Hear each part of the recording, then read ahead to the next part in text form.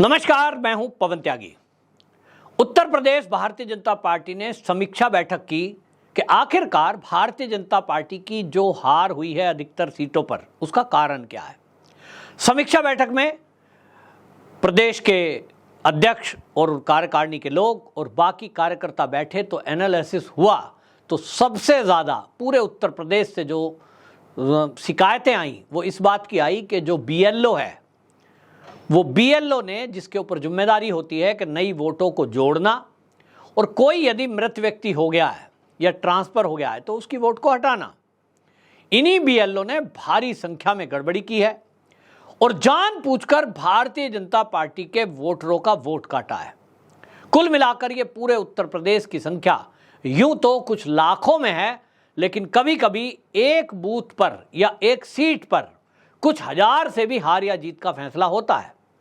इससे मनोबल डाउन होता है। और सोचिए, अगर एक परिवार में 6 वोट हैं और उसमें से 2 वोट कट जाए और वो मुखिया की हो, कई बार पूरी फैमिली कहती है चलो भाई वोट तो है ही नहीं, मेरा नहीं है तो तेरा भी नहीं है, क्या जाना है। और ये माहौल बनाया गया। तो ये रिपोर्ट्स आई हैं और इस रिपोर्ट में ये पता लगा कि जानबूझकर ये किया गया। और आप सोचिए कि किस तरह से दिमाग लड़ाया गया है कि आपके घर में वोटर कार्ड है आपके पास, पिछली बार आपने 2022 में वोट डाला था जब विधानसभा चुनाव उत्तर प्रदेश के हुए थे, लेकिन इस बार लोकसभा चुनाव के पहले पीठासीन अधिकारी के पास जो वोटर लिस्ट थी उसमें आपका नाम नहीं है, जबकि लिस्ट सेम होनी चाहिए कि जो बाहर एजेंट बैठे हैं उनके पास जो लिस्ट है, जो अंदर बैठे हैं वो उनके पास है और वो अपडेट लिस्ट होती है, उसी की कॉपी होती है। लेकिन वो जो नई कॉपी आई फाइनल होकर चुनाव के दिन उनके साथ में, उसमें बहुत सारे वोटरों का नाम नहीं था। अब हालांकि इसकी जांच की मांग की गई है भारतीय जनता पार्टी की तरफ से, लेकिन अब तो चुनाव हो गया।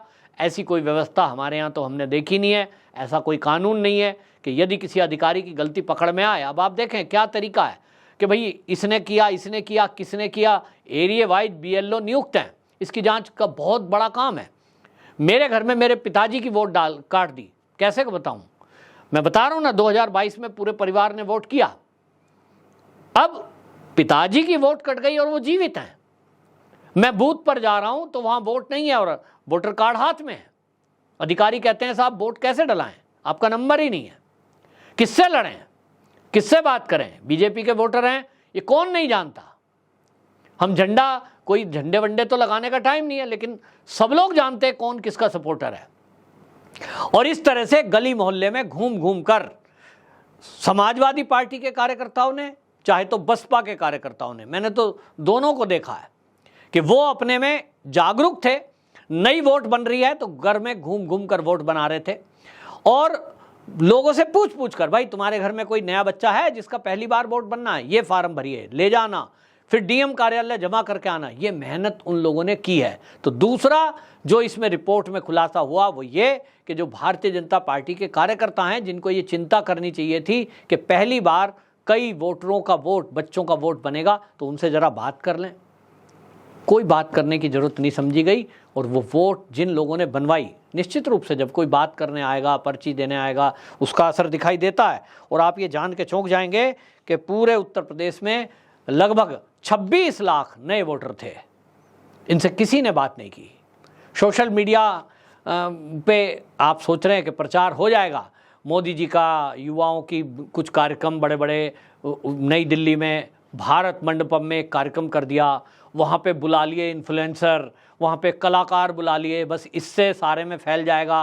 ये होता नहीं है, क्योंकि आप वहाँ बड़े बड़े यूट्यूबरों को बुला लो, बड़े बड़े यूट्यूब चैनल चलाने वालों को बुला लो और मोदी जी अपना एक भाषण दे के चले जाएं कि साहब ये ट्विटर पर यानी एक्स पर बड़े फेमस हैं, ये इंस्टाग्राम पर बड़े फेमस हैं। बुलाए गए थे ना, कि वो देख रहे थे सबको बुला बुला के कितना समय मोदी जी ने लगाया, लेकिन क्या उन लोगों ने भारतीय जनता पार्टी के लिए कोई अपने लेवल पे प्रचार किया, युवाओं को आकर्षित किया कि आप किस पार्टी को वोट देंगे? ना, क्यों करेंगे। उनको इंस्टाग्राम पे अपनी रील बनानी है, अपना प्रमोशन करना है, रील से पैसे कमाने हैं। या तो भारतीय जनता पार्टी उनको पैसे देती कि भैया ये पकड़ो 50 लाख रुपया, आपको भारतीय जनता पार्टी को प्रमोट करना है, पैसा मिलेगा तो वो सोचेगा चलिए अब मुझे इंस्टाग्राम से ऐड मिले ना मिले, मुझे यूट्यूब से ऐड मिले ना मिले, मुझे फेसबुक से ऐड नहीं चाहिए, मुझे पार्टी ने अपने प्रचार के लिए ये 50 लाख रुपए दिए हैं तो अब मैं पार्टी के लिए प्रचार करूंगा।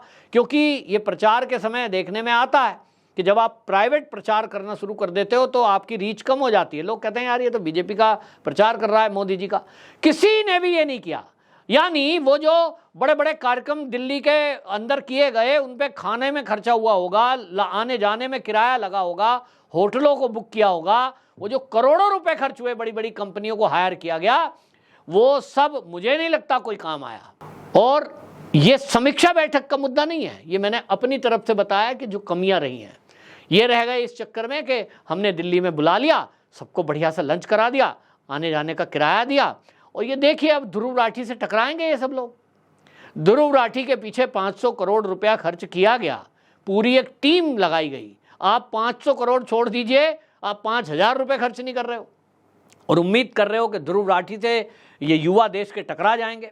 तो कुल मिलाकर के समीक्षा बैठक में जो चीज़ें आई उसमें सरकारी तंत्र ने वहाँ गड़बड़ी की, और उसका एक कारण मैं बता चुका हूँ पहले भी कि उत्तर प्रदेश नहीं पूरे भारत के अंदर सरकारी कर्मचारी आमतौर पे सरकार से नाराज ही चलते हैं। कितना भी दे लो उन्हें कम ही लगता है।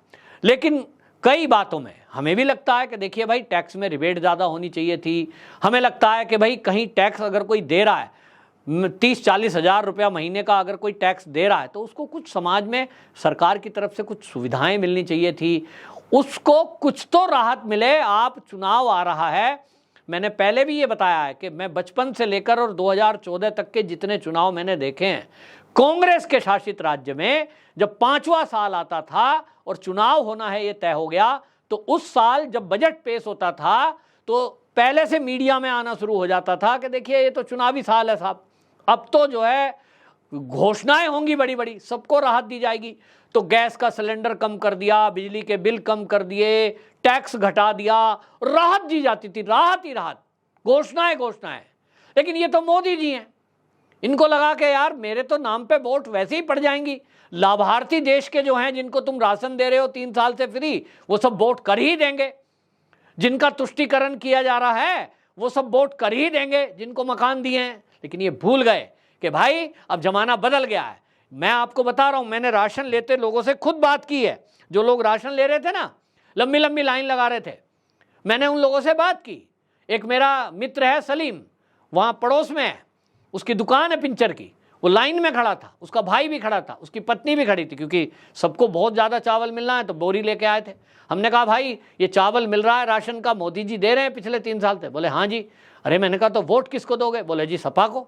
मैंने कहा यार ये तो राशन मिल रहा है, ये तो मोदी जी दे रहे हैं। बोले भाई साहब आप पढ़े लिखे हो, कैसी बातें कर रहे हो, मोदी काहे देते, ये तो टैक्स से, आप और हम जो टैक्स देते हैं उसका है, मोदी जी थोड़े अपनी जेब से दे रहे हैं।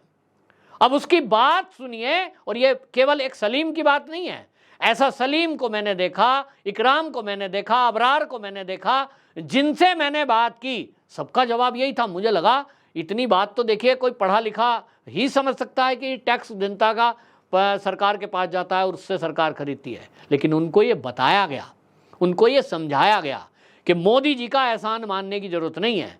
मोदी जी जिनको फ्री का मकान दे रहे हैं, इसके एहसान में उनको वोट मत दे देना।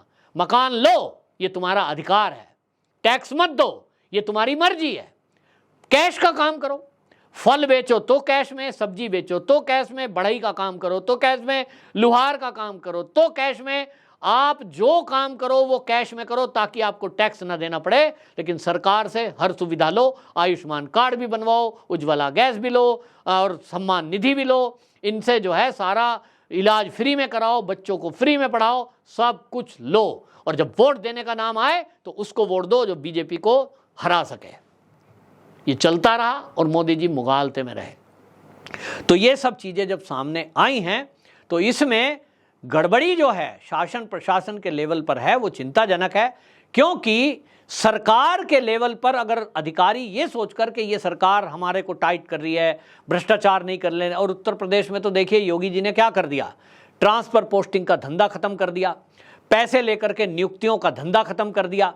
अधिकारी जो घूस लेते थे बहुत सारे मामलों में, बिजली विभाग में बड़े मोटे लेवल पर जो खरीद फरोख्त होती थी, ट्रांसफार्मर कहीं आया ही नहीं, पेपर में आया, पेपर में लग गया और फूक भी गया, केबल आई, लग गई, फूक भी गई, ये सब खेल चल रहा था, करोड़ों रुपए डकारे जा रहे थे, योगी जी ने बंद कर दिया। तो बिजली विभाग के सैकड़ों अधिकारी बड़े बड़े जो हैं, जो लाखों करोड़ों कमा रहे थे, वो तो विरोध में आएंगे, वो कहेंगे योगी जी को हटाओ यार, मोदी को हटाओ।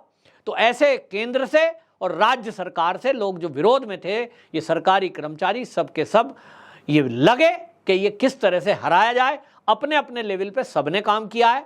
मेरे एक पत्रकार मित्र ने खुद बताया कि पुलिस किस तरह से जब बूथ कैप्चरिंग हो रही थी, यानी मैनपुरी एरिया में, एटा इटावा क्षेत्र में जहां समाजवादियों का गढ़ है, वहां जब बटन दबाए जा रहे थे सपा के लिए, तो पुलिस जो है कुछ नहीं बोल रही थी। और पुलिस का कहना, हम थोड़ी कुछ बोलेंगे, ये एजेंटों का काम है, बीजेपी का एजेंट इस पर आपत्ति करे, और बीजेपी का एजेंट वहाँ कोई था नहीं, या तो बोलने की पोजीशन में नहीं है, तो कौन रोकेगा?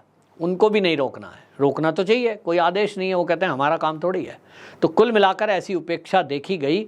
अब ये चीज़ें सामने आई हैं, तो अब योगी जी एक्शन मोड में आए हैं, लेकिन इस पर विचार करना होगा बीजेपी संगठन को भी, शासन प्रशासन के लेवल पे कैसे सुधार लाया जाए, चुनाव आयोग को भी सिस्टम को सुधारना होगा कि चुनाव के पहले लोगों को सरल प्रक्रिया ऑनलाइन करके दें। आज सब चीज़ ऑनलाइन है, तो चुनाव में वोटर कार्ड भी कैसे ऑनलाइन बने, इसकी व्यवस्था होनी चाहिए। जैसे आधार कार्ड बन के आ जाता है, वैसा ही सब कुछ आ जाए, तो लोग घर बैठे अपना वोटर कार्ड बना सकें। लेकिन ये होता नहीं है, और बड़े पैमाने पर राजनीतिक दल अपनी मर्जी से अपने विरोधियों के वोट कटवाते हैं। ये उत्तर प्रदेश में नहीं, पूरे भारत में हुआ है। समीक्षा बैठक केवल उत्तर प्रदेश में सबसे पहले हुई है। अभी भारतीय जनता पार्टी ने इससे कितनी सीख ली है, ये अगले चुनाव में पता लगेगा। आपके नज़र में कोई घपला घोटाला हुआ है तो कमेंट बॉक्स में ज़रूर लिखिए। और मैंने जो आपको बीच में बात रखी है कि आप मेरी राय से सहमत हैं, इस पर भी अपनी राय जरूर रखिए। वंदे मातरम।